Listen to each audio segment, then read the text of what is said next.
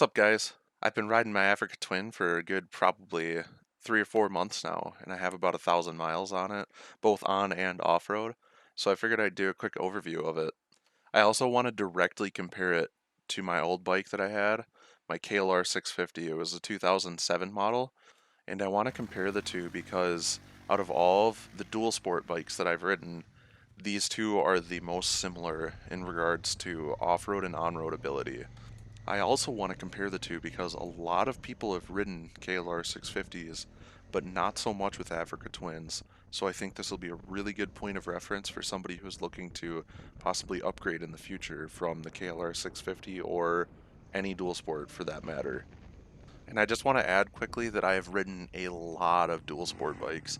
I've ridden a KTM 525, a DR650, a DR350, a WR250R, KLR 250, KLX 650C, KLX 250, CRF 250L, and I've also owned a DRZ400, and the list just goes on and on for that, trust me.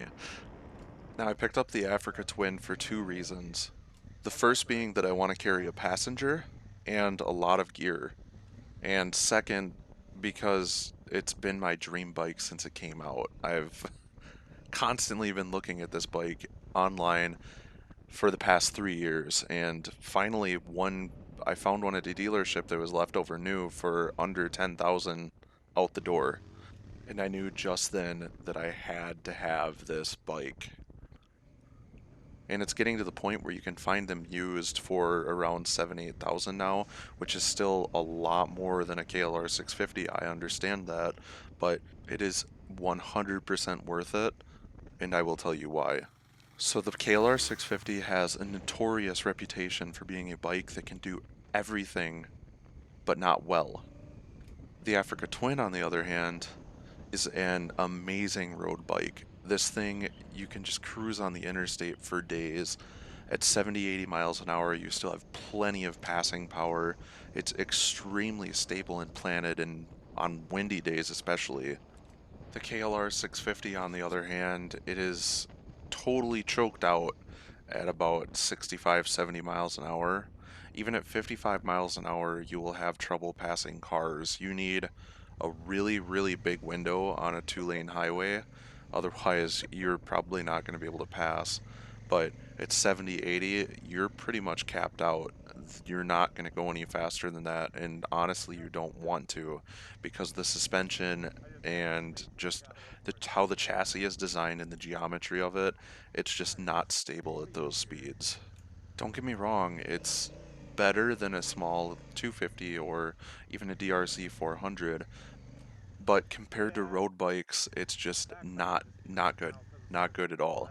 And I'm comparing to road bikes because the Africa Twin is comparable to a road bike as far as its road performance goes. It's just incredibly smooth. And the best part about it is with how Honda engineered the bike. It has an extremely low center of gravity, and that makes low speed maneuvers incredibly easy. On the KLR 650, going at low speeds, both on and off road, it didn't matter. The bike sort of had a top heavy feeling, almost as if when you're going slow, that the bike was just going to fall over. The only time you'll ever get that feeling on the Africa Twin is if you hold the bike still and you start to tilt it over too far. Then you really feel the weight of the bike. Probably the biggest differentiating factor between these two bikes is chassis comfort. The KLR 650 is incredibly vibey, and the suspension and chassis just isn't strong. So when you're going down the road, you can feel every thump from that massive 650cc piston going up and down. Whereas with the Africa Twin, it's a twin-cylinder motor. The pistons are both much smaller than what the KLR 650 has, and it just makes for a much better riding experience. You can ride much longer without your hands going numb, without you feeling it in the bars, but that's also because Honda put rubber mounts in the handlebars where the clamps connect to the triple tree, and then they have actual rubber bushings on the motor, and they have rubber inserts in the foot pegs that collapse when you stand up. So just how Honda designed it and how they engineered it is just much better. It also helps that it's an aluminum chassis too. The chassis itself is much stronger and much more rigid as well, but still with much more aluminum to absorb those vibrations. One of the biggest problems I had with the KLR 650 was just the quality of the metal. When you were torquing something down or just tightening something on the frame, a lot of times it would just strip it out. And that's just going to torque specs too. It's almost as if the material they made the frame out of is just made of butter. Whereas with the Africa Twin, just everything is extremely high quality. And that's the way it should be, with as much as you're paying for a bike like this. Now let's talk about what everybody wants to hear: off-road ability between the two. And the reason I really wanted to talk about this and make this video is because a lot of people have ridden KLR 650s, but not a lot of people have access to an Africa Twin to ride. And I know that was me, and I was in those shoes for a really long time because the KLR 650 is super cheap. There's really only one way I could describe the Africa Twin KLR 2.0. At 500 pounds on paper, you would never, ever, ever expect this bike to be this good off-road. Now, mind you, I'm still on the stock street tires, and I've been doing everything that I ever did on my DRZ400, and I did it with minimal issues. It's just so easy to ride this thing off-road, and I'm talking about the Africa Twin, of course. I know this is going to sound ridiculous, but to put this in like relatable terms that you guys can understand, like so all of you that have had access to cheaper bikes like the DR650, KLR650, XR650L, the Africa Twin leans more towards capability of the DR650, if not closer to the XR650L.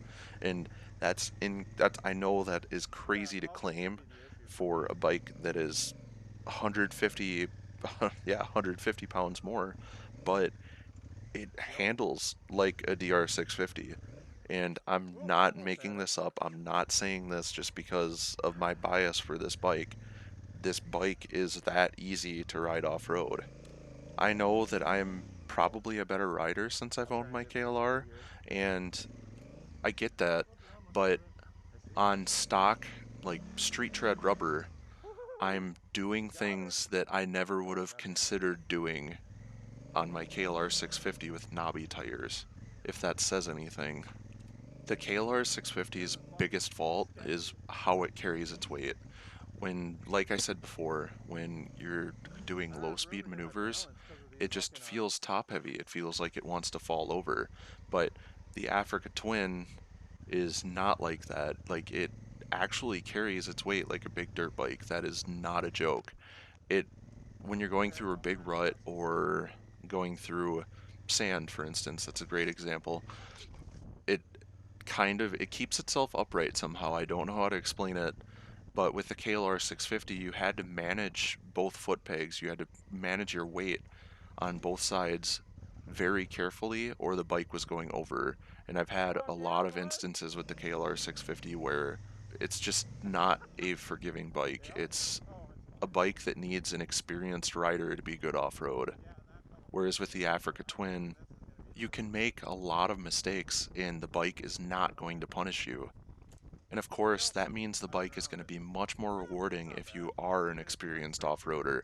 And I'm not saying I'm an experienced off-roader by any means, but I feel like I can take this bike anywhere. I feel like it actually is a true dual sport, even though it's marketed as an ADV bike.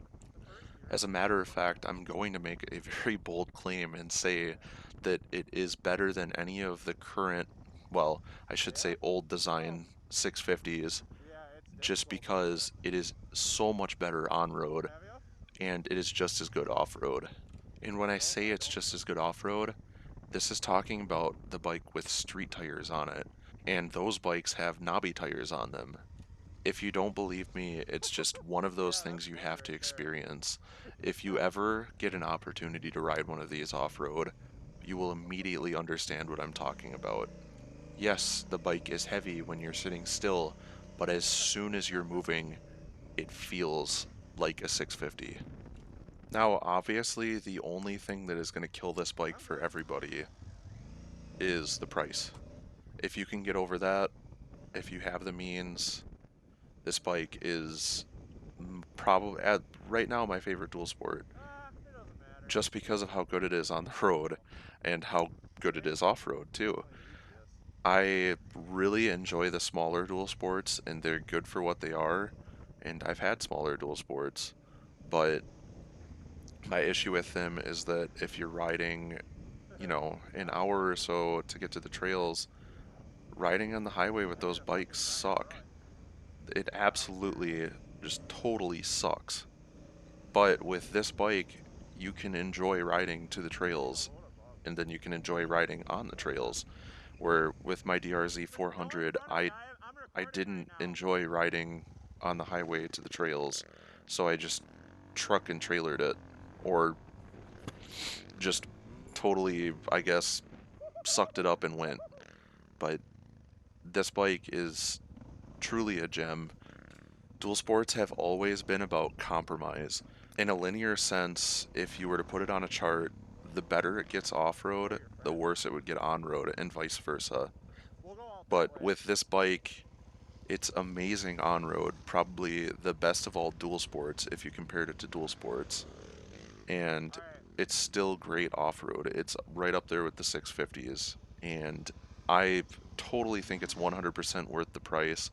I don't think it's worth MSRP, which is 13.2 thousand. That's why I held off to buy it. I told myself as soon as it was getting under 10,000, I'm buying it, and that's what I did. So, as Ferris Bueller always says, if you have the means, go ahead and just go try one. Just go test ride one. Do what you got to do to get on one of these things.